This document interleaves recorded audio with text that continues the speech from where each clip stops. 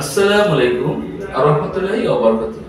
Ayesha travels and ট্যুরের পক্ষ থেকে আমি জুয়েল আহমেদ আপনাদের সকলকে জানাই আন্তরিক শুভেচ্ছা ও স্বাগত।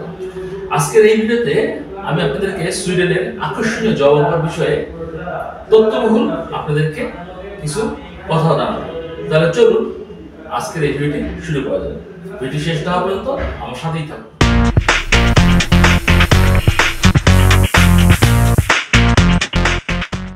এই মুহূর্তে কিন্তু আমাদের কাছে সুইডেনের বিষয়ে 8টি পদে আমাদের কাছে বিশাল সুযোগ রয়েছে। যেমন মনে করেন যে 8টি পদে আমাদের লোক দরকার এই মুহূর্তে, তা হলো আপনার সার্ভিস সেক্টরে বিভিন্ন ধরনের সার্ভিস আপনাকে দিতে হবে। তো এটাকে আমি এক কথায় বললাম সার্ভিস সেক্টর।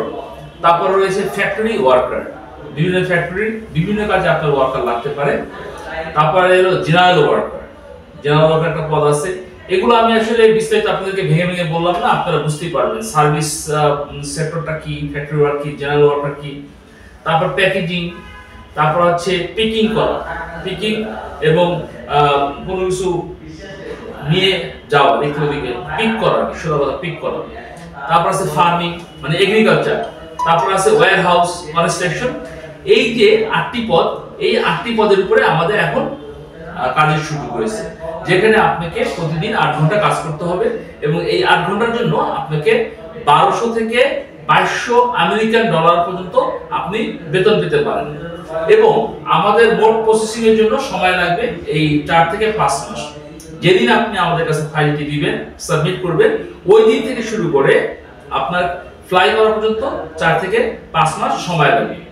তবে একটা বাধা আছে এখানে, সেই বাধাটা হলো যদি কেউ সুইডেনের ফাইল সাবমিট করতে চান, সেক্ষেত্রে আপনাকে ন্যূনতম এসএসসি পাস হতে হবে। কেন এসএসসি পাস হতে হবে? কারণ আপনাকে ইংলিশে কথা বলা জানতে হবে। এখন আপনি এসএসসি পাস কিন্তু আপনি ইংলিশে কথা বলতে জানেন না, তাহলে কিন্তু হবে না। আপনাকে ন্যূনতম এসএসসি পাস হতে হবে এবং আপনাকে ইংলিশে কথা বলতে জানতে হবে। এটাই হলো সুইডেনে জব ভিসা নিয়ে যাওয়ার একটি বাধা বা অন্যতম বাধা। এটা হলো আপনার পড়াশোনার বিষয়টি। এখন আপনার কি কি ডকুমেন্টস লাগবে? ডকুমেন্টস মোটামুটি সব সময় অন্যান্য দেশে কিন্তু যা লাগে এখানেও তাই লাগবে।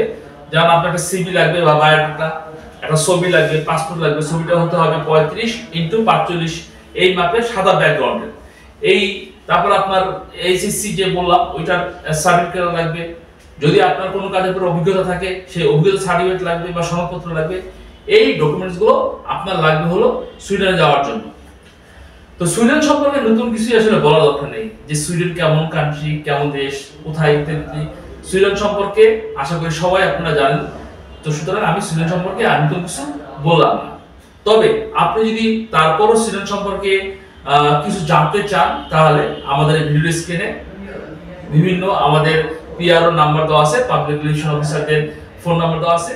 আপনি সেখানে ফোন করে জানতে পারেন, যে কোনো ইনফরমেশন জানতে পারেন।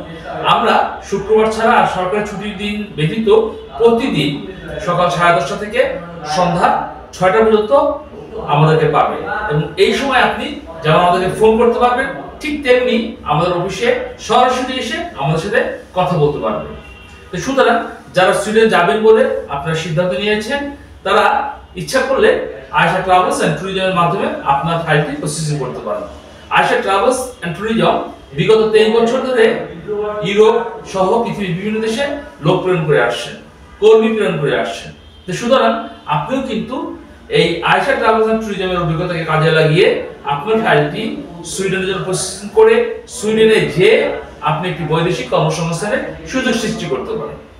যারা এতক্ষণ আমার সাথে ভিডিওতে ছিলেন, তারা ভিডিওতে লাইক দিবেন এবং এই ভিডিওর বার্তা সবার মাঝে ছড়িয়ে দিবেন। এবং যারা আমাদের চ্যানেলটিকে সাবস্ক্রাইব করেছেন, তাদেরকে অসংখ্য ধন্যবাদ। আর যারা এখনো আমাদের চ্যানেলটিকে সাবস্ক্রাইব করেননি, তাদেরকে অনুরোধ করব আমাদের চ্যানেলটিকে সাবস্ক্রাইব করে আমাদের সাথে থাকার জন্য। সকলেই ভালো থাকবেন, সুস্থ থাকবেন, নিরাপদে থাকবেন। আল্লাহ হাফেজ।